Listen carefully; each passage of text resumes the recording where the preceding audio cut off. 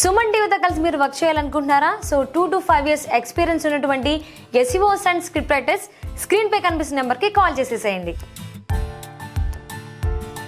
రోజుకి 1 కోటి మందికి పైగా వ్యూవర్షిప్ను సంపాదించుకున్న సుమన్ టీవీ నెట్వర్క్ ఇప్పుడు సరికొత్త పంతాలు అడుగు వేయబోతోంది. సుమన్ టీవీ నెట్వర్క్ని జిల్లాల వారీగా ప్రారంభించబోతోంది. ఫ్రాంచైజీస్ కోసం ఆసక్తి కలిగిన వారు క్రింది నెంబర్ని సంప్రదించగలరు. Welcome to our channel. నేను రమారావి. మామూలుగా మనం ఇళ్ళు భలే శుభ్రంగా ఉంచుకుంటారండి కొంతమంది. ఎంత క్లీన్లీనెస్ ఉంటుందో, తెగ తుడిచేస్తారు, కడిగేస్తారు, కిచెన్ బాగా క్లీన్గా ఉంచుకుంటారు. అయితే బాగా పెద్ద పిల్లలు ఉన్న ఇళ్లలో అంతా వేరే పని లేకుండా చేయక్కర్లేదండి. కానీ చంటి పిల్లలు ఉన్న ఇంట్లో మాత్రం శుభ్రత చాలా అవసరం అండి. ఎందుకంటే పిల్లలు నేల మీద పడి పొరలరు.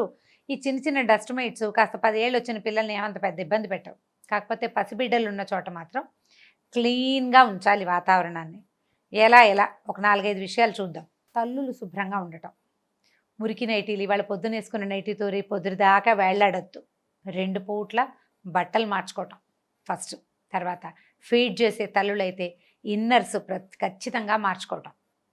బట్టలు పాలవాసన వస్తూ ఉంటాయి, ఆ శ్రద్ధ వహించాలి. 1 గోల్డ్ ఉండకూడదు. చంటి పిల్లల తల్లులకి చేతి గోల్డ్ ఉండకూడదండి. ఈ మధ్య చూస్తాం, ఒక పసిపిల్లని ఎత్తుకుని కనపడుతుంది ఒక అమ్మాయిని. నేను తరచూ వాకింగ్లో చూశాను అమ్మాయిని. పాపాయి చూస్తే చక్కగా ముద్దుగా బొద్దుగా బాగుంటుంది, చిట్టి పాప.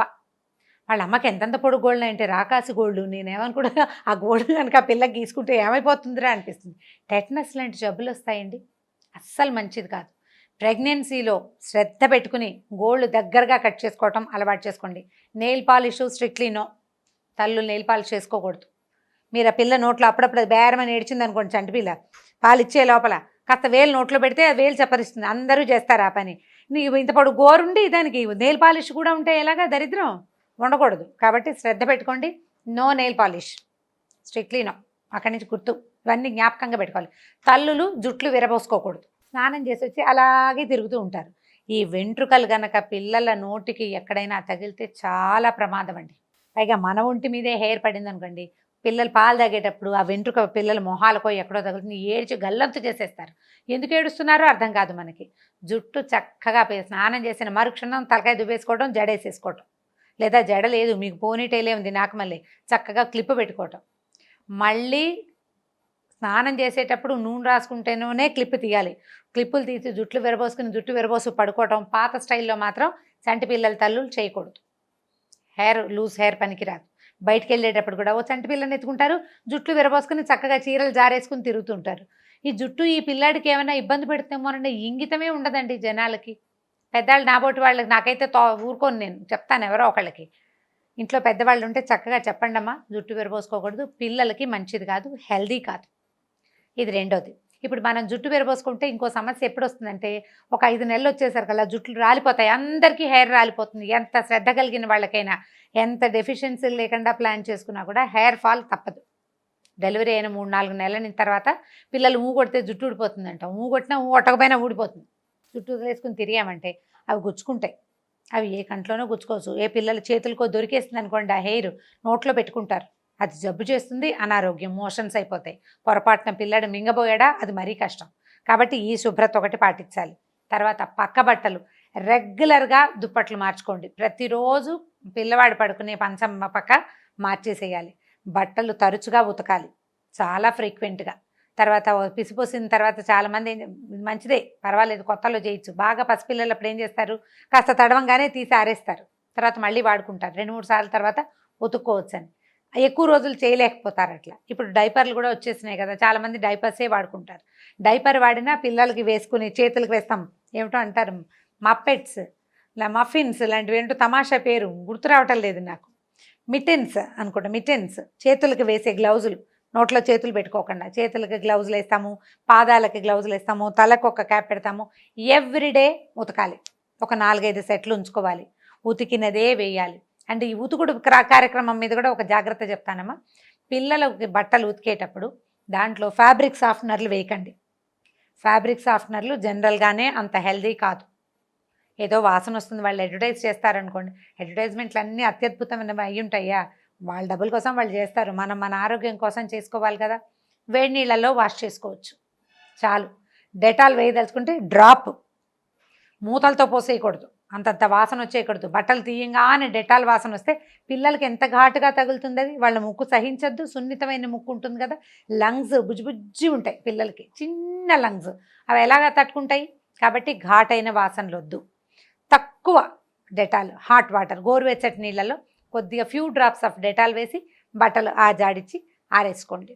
ఈ ఎండ తగిలితే మంచిది. ఎండ ఉంటే సరే, ఆ ఎండకు అవకాశం లేదనుకోండి ఏం చేస్తాము, అలాగే ఉన్న చోటే ఉన్న రకంగానే వాడుకోవాలి. జాగ్రత్త వహించండి. తర్వాత నెక్స్ట్ స్టెప్ ఏంటంటే ఇల్లు తుడుచుకోవటం. పసిపిల్లలు ఉన్న ఇల్లు కూడా బాగా కొంచెం క్లీన్గా ఉంచుకోవాలండి. దుమ్ము ఉండనివ్వకూడదు, డస్ట్ మైట్స్ ఉండకూడదు. 3-4 రోజులకు ఒకసారి డస్టింగ్ చేసామనుకోండి చాలా పని అవుతుంది, ఎక్కువ దుమ్ము అవుతుంది. అలా కాకుండా రోజు ఒకసారి ఇల్లు ఊడ్చేటప్పుడు ఎవరైనా పని మనిషి ఉండి ఇల్లు ఊడ్చి తడిపెట్టి పెడతాం అనుకోండి, అదే టైంలో చకచక సామాన్లు అవి డస్టింగ్ చేసుకోవటం, మంచం ఒకసారి దులిపేసుకోవటం లాంటివి చేస్తే దుమ్ము తగ్గిపోతుంది. పక్కల మీద దుమ్ము ఎలాగో మనం ఉంచాం, పక్కలు ఫ్రెష్గా వేసుకుంటాం కదా. సో మంచాల తాలూకు హెడ్సెట్లు అంటే హెడ్ రెస్ట్, తల ఆనించే వైపు అక్కడ దుమ్ము నిలిచి ఉంటుంది, వాటిని పోగొట్టండి. పిల్లల ఉయ్యాలలో దుమ్ము లేకుండా చూసుకోండి. తర్వాత లైజాల్ లాంటివి ఏవో ఇల్లు తుడడానికి వాడతామా, అవి కూడా క్లీన్లీనెస్ కోసం ఎక్కువ ఇంతంత డబ్బాలు పోసేయకూడదండి, కొద్దిగా వేయండి. ఒక చిటికెడు ఉప్పు వేస్తే చీమలు అవి రాకుండా ఉంటాయి. ఇల్లు తుడిచే నీళ్ళలో ఉప్పు వేసుకుని తుడుచుకోవచ్చు. ఈ అంటే అయోడైజ్డ్ సాల్ట్ కాకుండా రాళ్ల ఉప్పు కనుక తెచ్చుకున్నాం అనుకోండి, ఒక 4 అన్ని ఉప్పుగళ్ళు నీళ్ళల్లో వేసి ఒకసారి ఇల్లు కనుక తుడిచేస్తే చీమలు అవి రాకుండా ఉంటాయి, ఇల్లు శుభ్రంగా ఉంటుంది. నెగిటివ్ ఫోర్స్ తక్కువ ఉంటుందని చెప్తారు. ఉప్పుతో కనుక ఇల్లు తుడుచుకుంటే ఫోర్సెస్ అంటే మన చుట్టూతా ఉన్న వాతావరణంలో ఉన్న ఫోర్స్ నెగిటివ్ ఫోర్స్ కాకుండా పాజిటివ్ ఫోర్స్ ఉంటుంది. ఏదైనా తులసి చెట్లు అవి ఉంటాయి, తర్వాత ఏమో వాటికి నీళ్ళు పోసుకోవటం, కొంచెం గాలి వచ్చే చోట తులసి చెట్లను పెట్టుకుంటే ఇంట్లోకి మంచి ఫ్రెష్ ఎయిర్ వస్తుంది. చాలామంది ఏం చేస్తారంటే దోమలు వస్తాయని ఎప్పుడు తలుపులు వేసి ఉంచుతారు. తలుపులు కిటికీలు వేయద్దండి. పగటిపూట కనీసం ఎండ గాలి లోపలికి వచ్చేలాగా కాస్త తలుపులు తెరిచి క్రాస్ వెంటిలేషన్కి అవకాశం ఇవ్వండి. దానివల్ల వాతావరణం కొంచెం శుభ్రతగా ఉంటుంది. దుమ్ము తుడుచుకోవాలనుకోండి అది ఎలాగూ తప్పేది కాదు. అక్కడి నుంచి దీని తర్వాత నెక్స్ట్ స్టెప్ అండి, మన ఇంట్లో పువ్వులు, ప్లాస్టిక్ పువ్వులు, తర్వాత ఏమో అలంకరణ సామాగ్రి హెచ్చుగా ఉంటే వాటిని పిల్లలు కొంచెం పెద్ద అయ్యేదాకా ఆ సరదాన్ని పక్కకు పెట్టుకోండి. పువ్వులు గీవులు కొనుక్కురావద్దు, ప్లాస్టిక్ మొక్కలు ఉంచుకోవద్దు, ప్లాస్టిక్ వస్తువులను ఎక్కువగా ఎంకరేజ్ చేయకండి, వాటిని తగ్గించండి. పిల్లల వస్తువులను కూడా ఓ బ్యాగ్లో పెట్టుకోవడం, ఒక అట్టపెట్టలో పెట్టుకోవడం లాంటివి ప్రాక్టీస్ చేయండి. కవర్లలో పెట్టద్దు, కవర్లని దూరంగా ఉంచండి, పిల్లలకు అందనివ్వకూడదు. అసలు ఆ కవర్ల తాలూకు వాసనలు వాటి నుంచి వచ్చే ఇబ్బందులు కూడా లేకుండా ఉంటే టాక్సిన్స్ రిలీజ్ అవుతాయి ప్లాస్టిక్లో నుంచి. ఆ జాగ్రత్త ఒకటి వహించడం. తర్వాత ఎక్కడికైనా బయటికి వెళ్ళేటప్పుడు మనం ఫంక్షన్లకు వెళ్తాం, పసిపిల్లలతోటి పెళ్ళిళ్ళకి వెళ్తాం, గుళ్ళకి వెళ్తాం, వెళ్ళేటప్పుడు ఈ వర్క్ శారీస్, పెద్ద పెద్ద డిజైన్లు ఉన్న చీరలు, బోలెడన్ని రాళ్ళు అవి కుట్టుకునేవంటి గ్రాండ్గా కనపడాలని కట్టుకుంటాం అనుకోండి, చంటి పిల్లల తల్లుల అందం పిల్లలేనండి, పిల్లలే. మీ చీరలు అందాలు ఎవరికీ కనపడవు. పైగా ఈ పసిబిడ్డను ఎత్తుకుంటే ఈ రాళ్ళు, పూసలు, దానికి ఉన్న డిజైన్లు, చెంకీలు అన్నీ పిల్లల చెంపలకి, మొహాలకి, చేతులకి గీరుకుపోతాయి. పిల్లలు లబోదిబోమని ఏడుస్తారు. మెత్తటి బట్టలు మొహానికి తగలకపోతే విసగటగా ఉంటుంది. కాబట్టి ఏం పర్వాలేదు, చక్కగా లైట్ సింపుల్ కాటన్ డ్రెస్సులు వేసుకోండి, కాటన్ శారీస్ కట్టుకోండి. సీజనల్గా బట్టలు కట్టుకోవడం తెలుసుకోండి. ఎండాకాలం కాటన్వి, కొంచెం వర్షాకాలం అయితే కొద్దిపాటి సింథటిక్ మిక్స్ ఉన్నా పర్వాలేదు, అంటే బట్టలు తొందరగా ఆరిపోతాయి కదా. ఆలోచించి కట్టుకోండి, పిల్లలకి ఇబ్బంది కలగకుండా. దానివల్ల ఏం లేదు, పిల్లాడు ఏడుస్తూ ఉంటాడు. ఎంతసేపు ఏడ్చే పిల్లాడితోటి ఏం చేయాలో అర్థం కాదు, మొదటిది. తర్వాత వాడు ఎందుకు ఏడుస్తున్నాడో అర్థం కాదు, రెండోది. వాడికి సగం చికాకు, ఆకలి, నిద్ర, ఈ రెండూ కాకుండా మూడోది తల్లుల బట్టలు లేదా వాళ్ళ తాలూకు జుట్టు, అది కూడా కావచ్చు. కాబట్టి ఈ 3-4 సమస్యలు ఏమిటో కొద్దిగా ఆలోచించి దాని మీద కనుక జాగ్రత్త పెడితే పిల్లలు హాయిగా కులాసాగా పెరుగుతారు. ఏడాది ఏడార్థం ఎంతలోకి గడుస్తుంది, సింపుల్గా అయిపోతుంది. కాకపోతే పెంచేటప్పుడు తల్లులకి రోజు అతి భారంగా గడుస్తున్నట్టు ఉంటుంది. పిల్లడు ఏడుస్తూ ఉంటే భారంగానే ఉంటుంది. హాయిగా ఆడుకుంటూ పాలు తాగుతూ శుభ్రంగా నిద్రపోతూ ఉంటే ఈజీగా రోజు వెళ్ళిపోతుంది.